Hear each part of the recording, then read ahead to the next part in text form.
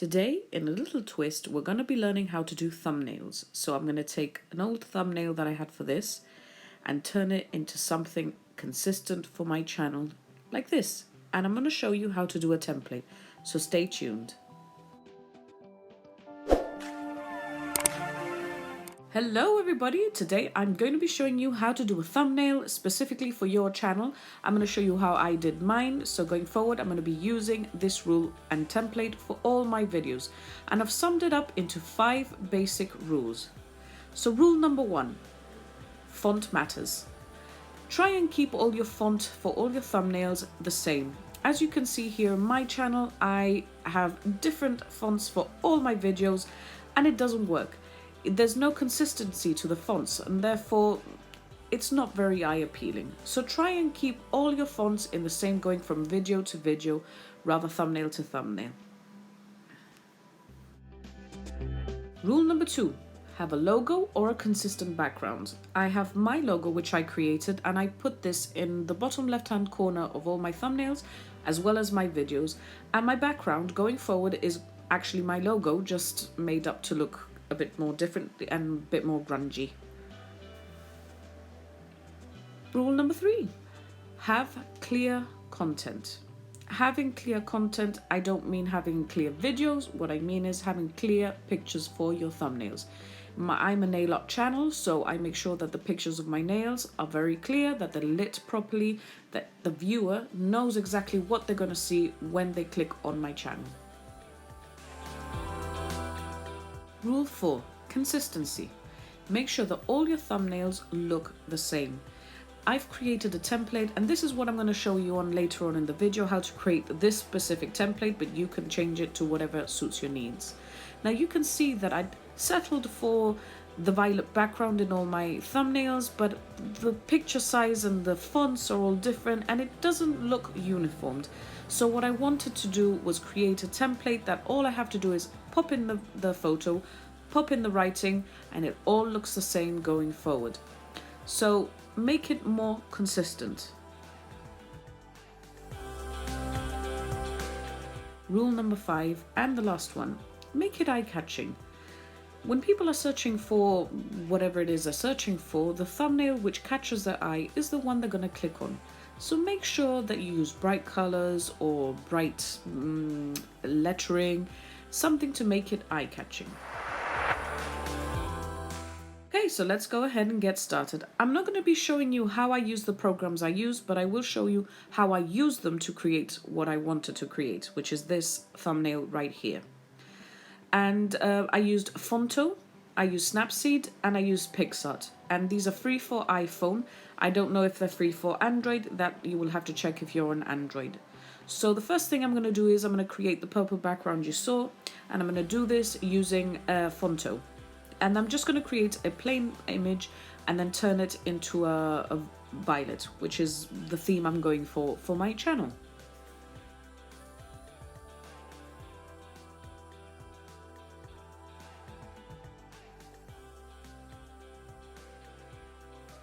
So this one is pretty basic. All I did was create a purple plain background, which I'm going to use as the base for layering other things on top of it. Now I need to create the logoed background, and there's a few steps that we need to cover for this, and I'm basically using my own logo and stretching it out. So we're going to go back into Fonto. We're going to choose the same plain image background. This time we're just leaving it in white. And I'm going to import my logo into the program as well. So we're going to add it on as an image. Then I'm going to resize it to make sure that I fit it into the white background template. Now make sure that when you're doing this, you see I've changed the opacity and put it lighter, a bit more transparent, so I can see the borders of what I'm actually doing and where the lettering is going. So I wanted It's a Nail Thing and Nail Art to be in the center, and you can see that I've centered it, and once you do that, you save it if you're happy with it, and you're good to go. Anything that comes out of the white border is not going to be saved.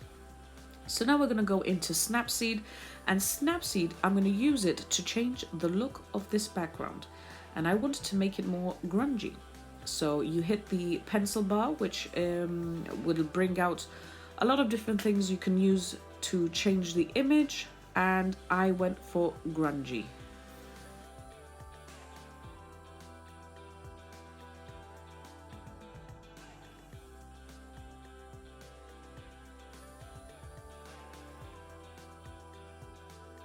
Next, I want to add a vignette around the image. So instead of doing this via vignette, I'm going to do it with a lens blur because it has the blur, the transition, and the vignette strength. So I'm going to center it to the middle of the circle, and then I'm going to increase the vignette strength so it darkens the corners of the picture and slightly blur the corners of the picture as well. And as you're doing this, you can click the image so that it shows you the original and then how you've got it.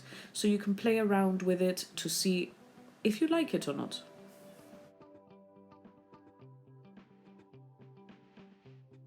Once I'm happy with the look, I'm going to go into frames and I'm going to add a frame to it just to give it a nice distressed look.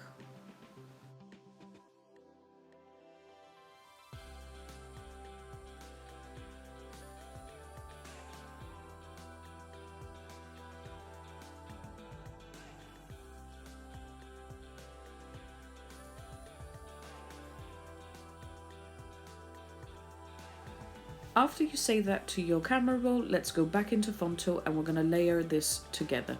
So bring up your purple background, then import that background image of your logo and add it on, and then you will have to resize it in order to fit exactly the way you want.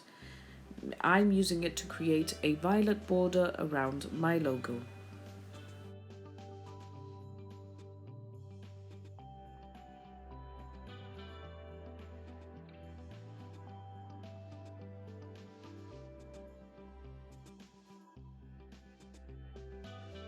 Once you're happy with that, go ahead, save it again to your camera roll, and you guessed it, I'm going to go back into Snapseed because I want to add another frame around with the purple border.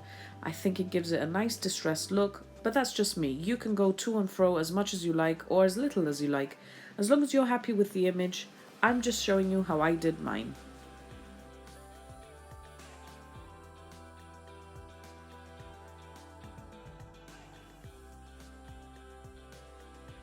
Now we have our background, and what we want to do is add in the template to reuse again and again when we're doing thumbnails in the future. For this, we're going to go into PicsArt. PicsArt has a multitude of things that you can use in order to create any look that you want.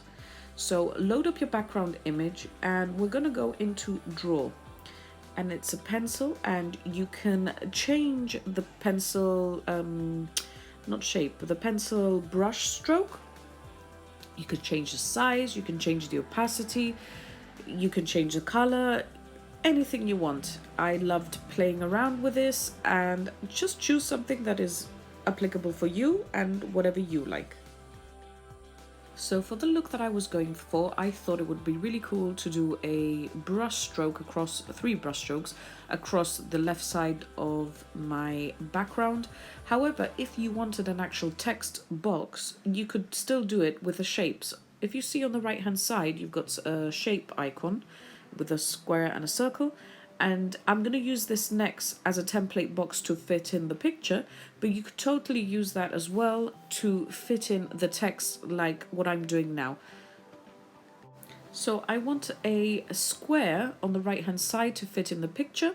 So I'm only choosing the stroke, not the fill-in. So the stroke will only give you the outline of the box, the circle, whatever it is you're going to fit into it.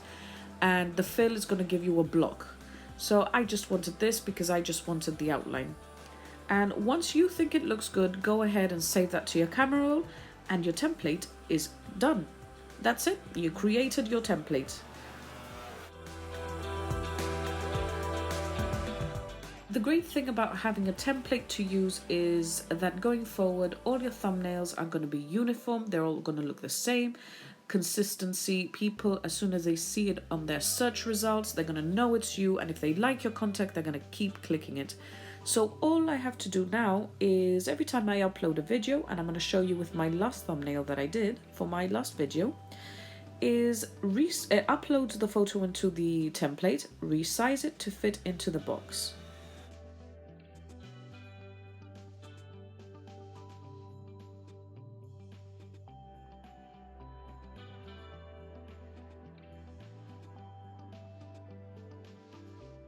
To add in the text, you're going to click anywhere inside the photo or outside the photo, and you're going to get a text box coming up. Type in whatever you need to type in, press done, and you can choose from loads and loads and loads of fonts. I use Princess Sophia for mine because it just looks good. And you can tilt this, you can resize it, you can recolor it, you can add a stroke to it, you can add a shadow to it. The amount of things you can do is endless. So just play around with it and do what works for you.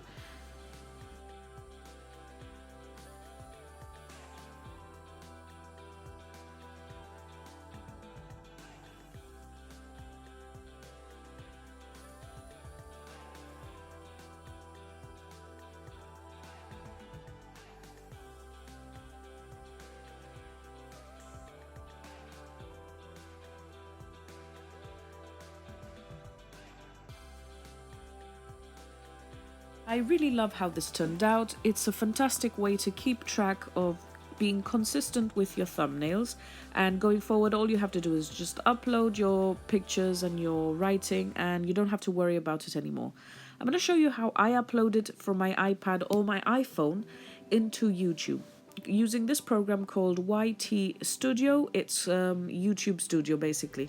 So you're going to click on the video you want to change the thumbnail to, press change, press select, choose the photo of the thumbnail you want, press select, press save, and that's it. It'll upload in an instant. Now you can see here what difference it makes to have everything more uniform. So I hope you've enjoyed this tutorial. This is not my usual thing. I usually do nail art tutorials, but if you did like it and you want to see more content relating to how I do things on YouTube from my iPad or my iPhone, just let me know down in the comments below what it is you'd like to see. Do you want to see how I build an end screen for YouTube and how I upload it from an iPhone? Then let me know. Again, thank you so much for watching, and I'll see you all in my next video. Bye!